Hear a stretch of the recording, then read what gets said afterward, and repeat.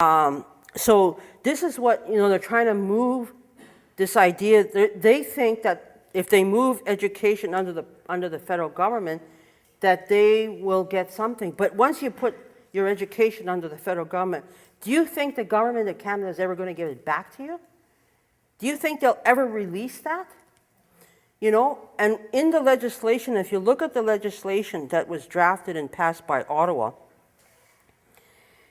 the lands and the schools can be sold or alienated to raise revenue. And I said to our people, I said, if you have a school in your reserve, and down the road, like in Wetaskiwin, or in Alberta, I'm talking about Wetaskiwin or Ponoka, which are two little communities on either side of these reserves. Do you think that the province is going to say, oh yeah, we should sell this school in Wetaskiwin to raise money to build a better school for the Indians? Do you think that's going to happen? Or they're going to say, let's sell the school and the land and the reserve so we can build a better school for our people? What's going to happen? My experience, sorry to say this, I have never known them to feel that they're obligated to do anything good for us. That's my experience. I might be wrong, but that's what I think. So they're setting in place a process where education, they want to shift the inherent education under the province.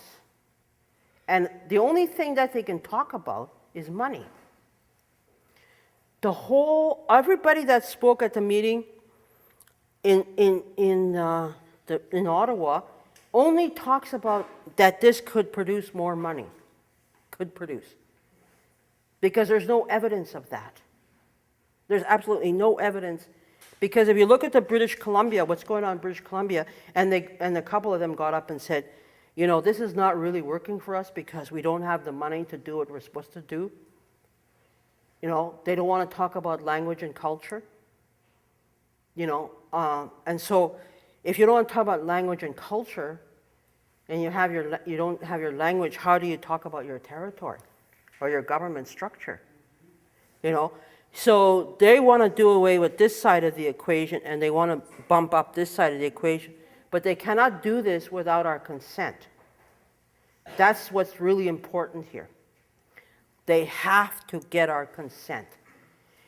And just in British Columbia, in 17 years, the government of Canada has spent $3 billion.